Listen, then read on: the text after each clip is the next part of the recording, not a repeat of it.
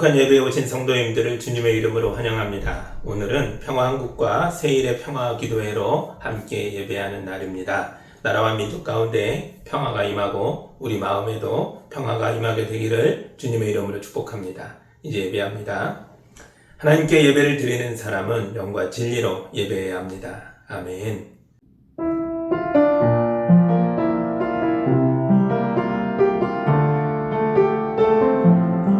우리에게 은혜를 주시고 그 얼굴을 비추사 생명의 길을 열어주시는 하나님 아버지, 감사와 찬송과 경배를 올려드립니다. 우리 예배를 통해 주님 만나는 이 시간, 우리의 지친 몸과 마음이 쉼을 얻게 하시고 연약한 마음에 용기를 주시고 상처난 영혼들을 사랑으로 회복시켜 주옵소서. 예수님의 이름으로 기도합니다.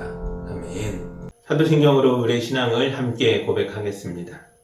나는 전능하신 아버지 하나님 천지의 창조주를 믿습니다. 나는 그의 유일하신 아들 우리 주 예수 그리스도를 믿습니다.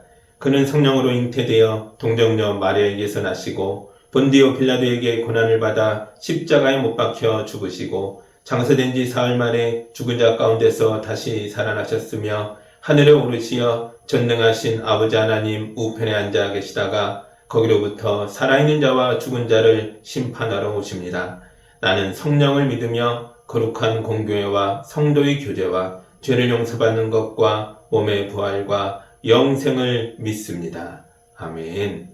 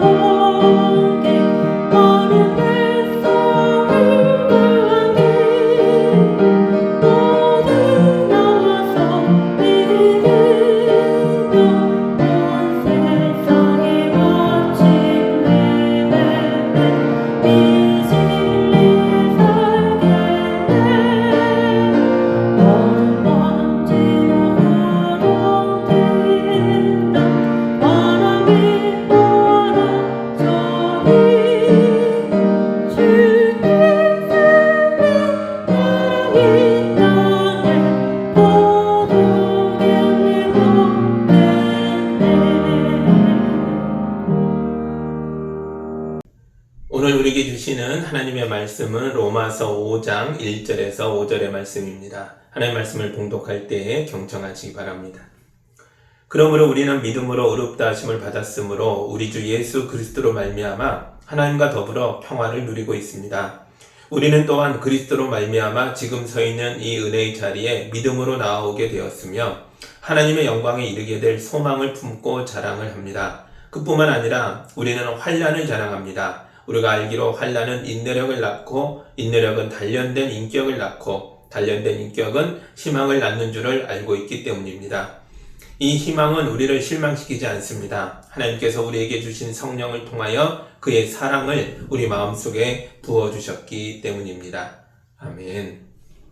잠깐 기도합니다. 사랑의 하나님 아버지, 우리에게 삶의 고난이 우리의 삶을 무너뜨리는 것이 아니라 은혜로 인도하는 하나님의 역사임을 알게 하는 말씀을 주셔서 감사합니다. 이 말씀을 깊이 들여다보고 묵상하여서 우리 삶에 은혜를 찾고 발견하고 이겨나가는 성도들 되도록 이끌어 주옵소서. 예수님의 이름으로 기도합니다. 아멘. 강원도엔 산이 많이 있어요. 춘천에도 호반의 도시로만 알려져 있지만 산들도 많이 있습니다. 예전에 친구네 집에 놀러 갔다가 친구가 산에 가자 그래서 저는 그 동네 뒷산 정도로 생각했거든요. 그런데 친구가 가자는 산은 용화산이라는 산이었고요. 우리나라 100대 명산에 들어가는 아주 큰 산이었습니다. 친구와 함께 산에 올라가는데 솔직히 너무 힘들었어요. 그래서 도대체 얼마나 더 가야 되냐, 아직도 멀었냐, 가는 내내 제가 물어봤습니다. 그때마다 친구는 거의 다 왔어 이렇게 대답했어요. 사람들이 산에서 하는 가장 많이 하는 거짓말이 거의 다 왔다 라는 말이라고 하더라고요. 저는 순진하게 친구 말에 속아서 결국 용화산 정상까지 갔습니다. 너무 힘들었지만 산꼭대기에 서서 야호를 외치니까 뿌듯하고 좋았습니다. 고난이 없는 그리스도인들은 존재할 수가 없습니다. 우리 모두 다 고난을 겪게 됩니다. 그러나 영원한 고난이란 것도 없습니다. 성경은 우리가 겪고 있는 오늘의 고난은 영원한 고난이 아니라 잠깐의 고난이라고 말합니다. 베드로 전서 5장 10절에 있는 말씀을 제가 읽어드리겠습니다. 모든 은혜를 주시는 하나님, 곧 그리스도 안에서 여러분을 자기의 영원한 영광에 불러들이신 분께서 잠시 동안 고난을 받은 여러분을 친히 온전하게 하시고 굳게 세워주시고 강하게 하시고 기초를 튼튼하게 하여 주실 것입니다. 아멘. 고난은 영원하지 않습니다. 장마 기간에는 비가 지긋지긋하게 내리겠지만 그래봐야 한 달입니다. 한 달만 참으면 해가 쨍쨍한 무더운 여름을 만나게 됩니다. 추운 겨울에는 동장군이 기승을 부리지만 그래봐야 석 달입니다.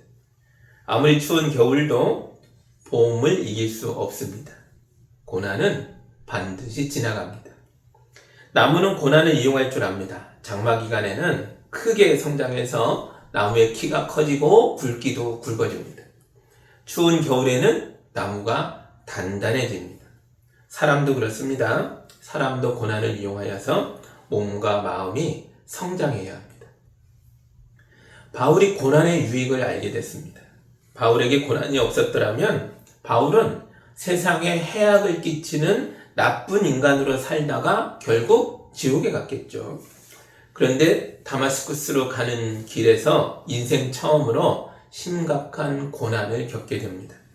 바울이 길에서 쓰러졌습니다. 두 눈이 멀어서 앞을 못 보게 됐습니다.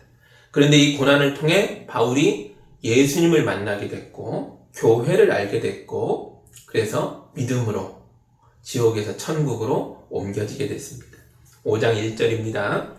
그러므로 우리는 믿음으로 의롭다 하심을 받았으므로 우리 주 예수 그리스도로 말미암아 하나님과 더불어 평화를 누리고 있습니다. 아멘. 지금 바울은 하나님과 더불어 평화를 누리고 있다라고 고백합니다. 이 평화는 예수님이 주신 평화입니다. 그러나 과거의 바울은 평화 없는 세상, 무력과 권력이 난무하는 지옥 같은 세상을 살았습니다. 바울이 젊을 때 살았던 곳이 예루살렘입니다. 예루살렘이란 말의 뜻 자체는 샬롬의 도시, 즉 평화의 도시라는 뜻입니다. 그런데 이름과 달리 예루살렘은 평화롭지 않았습니다. 로마 사람, 헬라 사람, 그리고 유대 사람들이 뒤엉켜서 살았습니다. 종교와 문화와 정치와 폭력이 뒤엉켜서 매우 복잡해진 상황이었습니다. 청년 바울은 위대한 랍비 가말리엘 밑에서 공부했습니다. 그리고 성전의 대제사장과 연줄이 닿아서 대제사장의 부하처럼 일할 기회를 얻었습니다. 대제사장이 야망 가득한 청년을 보며 고개를 끄덕였겠죠. 험한 일에 써먹기 좋아 보였거든요. 랍비와 제사장들이 청년 바울에게 말했습니다. 예루살렘이 혼란스러운 것은 다 교회 때문이다. 저 예수쟁이들을 처단하고 말살해야 한다. 그러면 예루살렘이 다시 평화로워질 것이다. 그들은 청년 바울에게 대제사장이 품고 있는 탐욕이나 랍비들이 하는 거짓말이나 무능하고 폭력적인 정치 상황이나 로마의 압제 등에 대해서는 말해주지 않았습니다. 말해봐도 해결할 수 없는 부분들이니까요. 이런 말들은 결국 자기 자신의 치부를 드러내는 일이 되고 마니까요. 대신 그들은 예루살렘의 모든 모순을 끌어안고 우리 대신 죽어줘야 하는 희생양에 대해서 말했습니다. 그 희생양이 바로 교회입니다. 청년 바울은 대제사장이 준비한 밀서를 품에 품고서 살기 가득한 얼굴로 다마스쿠스로 떠났습니다. 그곳에 있는 교회에 쳐들어가서 남자와 여자를 가리지 않고 다 묶어 닥치는 대로 예루살렘으로 끌고 와 처형할 생각이었습니다. 청년 바울은 폭력이 평화를 가져온다라고 믿었습니다. 아니죠. 그렇게 세뇌당했습니다. 그래서 하나님을 잘 섬기려고 예루살렘까지 유학 왔던 청년이 하나님의 아들 예수와 원수가 되는 길을 걷게 된 것입니다. 이게 옛날 얘기 같죠? 지금도 우리 시대에 이런 청년들이 많이 있습니다. 지난 계엄 사태 때 가죽장갑을 끼고 새파이프를 휘두르던 청년들이 서부지방법원에 들어가 폭력을 행사했습니다. 상당수가 교회 청년들이었습니다. 그들 속에는 신학생도 있고 전도사도 있었습니다. 도대체 지금 한국교회가 어디로 가고 있는 겁니까? 도대체 지금 한국교회 지도자들은 우리의 젊은이들에게 무엇을 말하고 있는 것입니까? 지금 한국교회는 예수님이 무너져야 한다라고 예언했던 바로 그 예루살렘 성전과 너무 많이 닮아 있는 것은 아닙니까? 이런 바울을 구원해 준 것이 바로 고난이었습니다. 정확하게 말하면 고난 속에서 만난 예수입니다. 바울은 성공이 보장된 길에서 굴러떨어졌습니다. 심지어 그의 두 눈이 멀어버렸습니다. 마음에 품었던 야망이 컸던 만큼 실패와 좌절과 혼란 속에서 경험하는 절망도 대단히 컸겠죠. 바울은 아무것도 먹지도 마시지도 못한 채 사흘을 어둠 속에 숨어 있었습니다. 이런 바울을 아나니아라는 사람이 찾아옵니다. 놀랍게도 그는 다마스쿠스 교회의 교인이었습니다.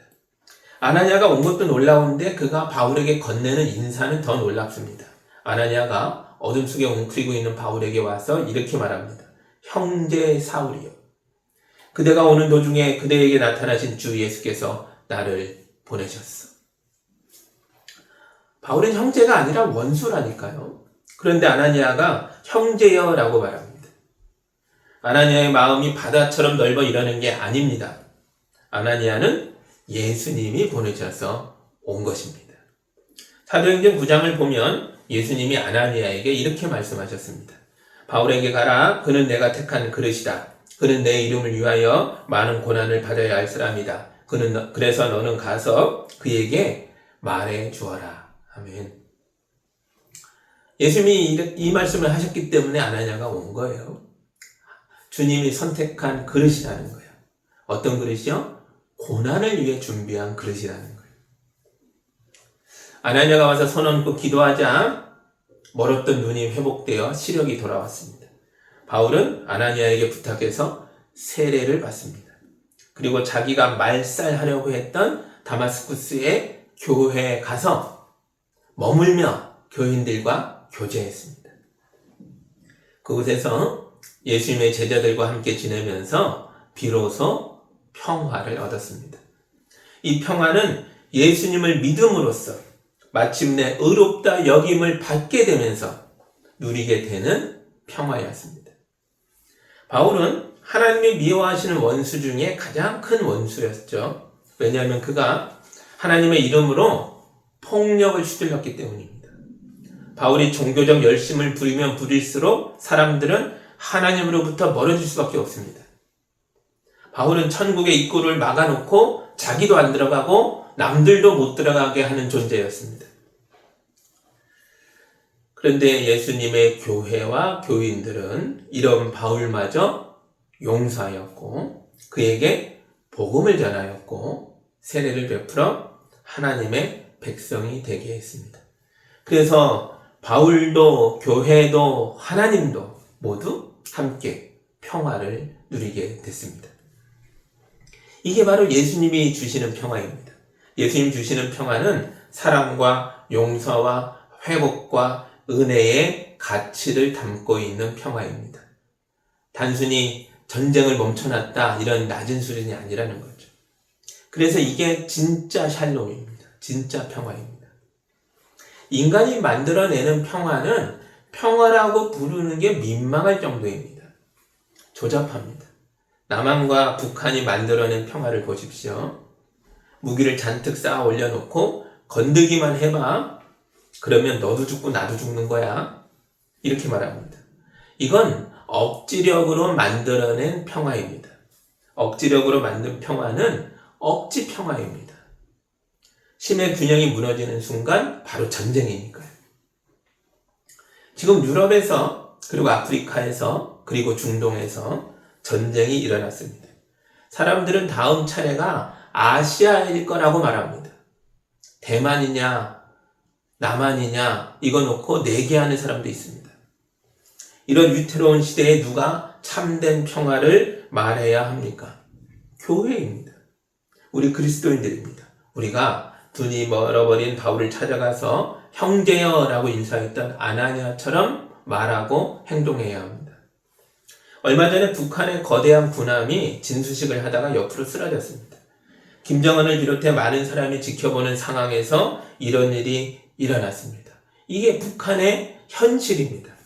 북한이 아무리 포장을 잘해도 결코 숨길 수 없는 그들의 곤궁을 만천하에 보여준 겁니다. 북한은 악의 축입니다. 북한은 정의롭지 못한 나라입니다. 북한은 매우 위험한 나라입니다. 그럼에도 불구하고 우리의 형제입니다. 지금 아나니아 같은 사람들이 북한에 잡혀 있습니다. 지금 북한에 억류되어 있는 세 분의 선교사님들이 계십니다. 우리는 이분들의 생사를 알지 못하고 있습니다. 세상은 이분들의 이름도 기억하지 못합니다. 국가도 외면했습니다. 그러나 하나님은 이분들의 이름을 기억하고 계시는 줄 믿습니다. 아나니아를 통하여 바울이라는 위대한 선교사가 탄생했던 것처럼 북한의 아나니아로 잡혀 계시는 세 분의 선교사님들을 통하여 북한 선교의 그릇 같은 존재들이 준비되고 있는 줄 믿습니다. 바울은 이방 선교를 위해 준비된 그릇이었습니다. 예수님은 바울에게 고난이 많을 거라고 말씀하셨습니다. 왜냐하면 콩을 심어야 콩이 나듯이 생명을 심어야 생명이 나기 때문입니다. 예수님이 십자가의 고난을 짊어지셨기 때문에 이 세상에 교회가 생겼고 많은 생명이 살아났습니다. 바울도 살아났습니다. 이제 바울이 이방 선교에 심겨짐으로써 이방 지역 모든 곳에도 교회가 생기고 예수 믿고 구원받는 생명이 많아질 것입니다. 이제 바울은 누구보다도 고난의 가치에 대해서 잘 아는 사람이 됐습니다. 그래서 고난이 유익합니다 라고 말하는 수준을 뛰어넘어서 고난을 자랑해야 합니다. 이렇게까지 말하게 됩니다. 3절과 4절입니다. 그뿐만 아니라 우리는 환난을 자랑합니다. 우리가 알기로 환난은 인내력을 낳고 인내력은 단련된 인격을 낳고 단련된 인격은 희망을 낳는 줄을 알고 있기 때문입니다. 아멘. 고난은 진공 상태가 아닙니다. 고난은 무기력한 골방이 아닙니다. 바람이 불면 바람을 맞고 비가 오면 비를 맞으면서 땅을 갈고 씨를 뿌리는 겁니다. 우리의 생명을 고난의 땅에 심어야 합니다. 오래된 장맛이 좋은 것처럼 고난을 통과한 사람은 극하고 깊은 향기를 품게 됩니다. 이런 향기를 가진 사람이 품격 높은 사람입니다. 권전생 선생님이라고 들어보셨을 거예요. 이분이 1937년에 일본에서 태어났습니다. 가난한 노동자의 아들입니다. 일제강점기에서 해방됐을 때 1946년에 해방 후 다음 해에 고국으로 돌아옵니다. 그때 나이가 겨우 8살, 9살 그 무렵입니다. 선생님 가정이 너무 가난했습니다. 6.25 전쟁도 터졌습니다. 그 와중에 가족이 뿔뿔이 흩어집니다. 이 청소년기부터 선생님이 살아남으려고 장작도 해서 나무도 갖다 팔아보기도 하고 고구마를 등짐에 메고 전국을 누비며 보부상되어 팔려 다니기도 했습니다. 그렇게 객지를 떠돌다가 지친 몸에 병든 몸을 끌고 고향에 돌아옵니다. 그리고 고향 교회에 종치기가 되어서 새벽마다 주일마다 수요예배 금요기도에 땡그랑 종을 치면서 그렇게 남은 평생을 보내게 됩니다. 교회 종치기에게 제공하는 작은 오두막이 선생님의 잠자리였습니다. 그곳에서 이분이 기독교 신앙을 바탕으로 하는 동화를 쓰기 시작했습니다. 강아지똥, 몽실 언니, 다 이 권정생 선생님의 작품입니다. 고난 속에서도 어렵게 살던 사람들, 특히 어린이들이 선생님의 글을 읽으면서 위로받고 용기를 내어 어려운 현실을 이기고 살아나가게 되었습니다. 고난이 권정생 선생님을 키웠습니다. 선생님은 고난 속에서 인격이 단련되었고 오래된 장마처럼 극하고 깊은 향기를 품게 되었습니다. 그리고 이 향기가 퍼져나가자 그 향기가 이제 6.25 끝나고 얼마 안 돼 고통에 있는 삶을 사는 많은 어린이들에게 희망을 품는 힘을 제공했습니다. 물론 모든 사람이 이렇게 살 수는 없습니다. 고난 속에서 좌절하고 주저앉아 버리는 사람들이 훨씬 더 많습니다. 그런데 권전생 선생님은 그러지 않았습니다. 바울은 그러지 않았습니다. 그들은 끝까지 고난을 이겼고 마침내 진흙 속에서 피어올라온 연꽃처럼 고매한 향기를 전하는 아름다운 품격을 가진 사람들이 되었습니다. 이분들이 가진 비결이 뭡니까? 바로 신앙입니다. 5절입니다. 이 희망은 우리를 실망시키지 않았습니다. 하나님께서 우리에게 주신 성령을 통하여 그의 사랑을 우리 마음속에 부어주셨기 때문입니다. 아멘. 호화로운 결혼식이 행복한 결혼 생활을 보장해 주지는 못합니다. 잠언 17장 1절에 보면 마른 빵 한 조각을 먹으며 화목하게 지내는 것이 진수성찬을 가득히 차린 집에서 다투며 사는 것보다 낫다라는 말씀이 있습니다. 마른 빵 한 조각을 먹는 가난한 연인들이라도 서로 깊이 사랑하는 사이라면 둘이 서로를 위로하고 격려하고 도와주고 지켜주면서 화목하게 살 수 있습니다. 우리 인생도 그렇습니다. 어떻게 우리가 고난 없이 살아갈 수 있겠습니까? 우리는 언제 어디서든 반드시 고난을 마주하게 될 것입니다. 그러나 우리 마음속에 하나님의 사랑이 부어지고 있습니다. 우리는 하나님과 연인처럼 사랑을 속삭이는 사람들입니다. 그래서 우리 그리스도인들은 극심한 환난 속에서도 결코 좌절하지 않는 것입니다.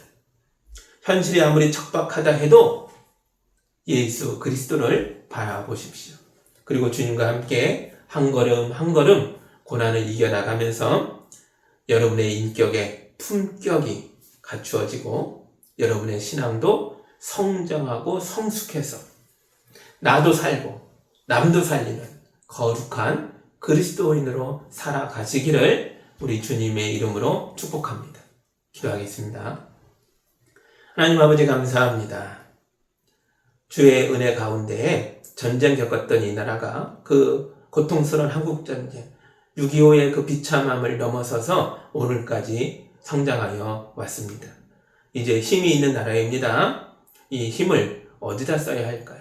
주의 은혜를 나누며 사람 살리며 세상을 하나님 나라처럼 가꾸어 가는 데에 사용되는 주님의 손과 발 같은 교회 되도록, 그런 나라 되도록 인도하여 주옵소서. 이 모든 일에 우리 그리스도인들이 앞장서도록 우리를 앞자리에 세워 주옵소서. 고난을 피할 대상으로만 보지 말고 훈련받아 연단되어 품격을 갖춰가는 신앙인이 되어가는 과정으로 알고 담대하게 나아가는 우리 모두가 되도록 인도하여 주옵소서. 예수님의 이름으로 기도합니다. 아멘.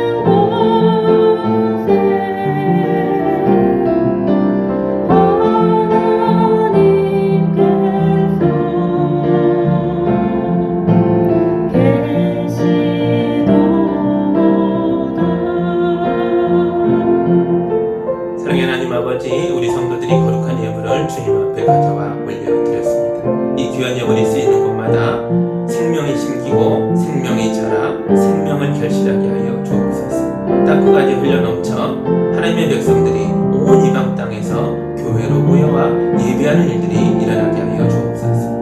고난에 처한 북한을 건져내고 살려내는 데에 거룩하게 쓰이게 하여 주옵소서. 예수님의 이름으로 기도하옵나이다. 아멘.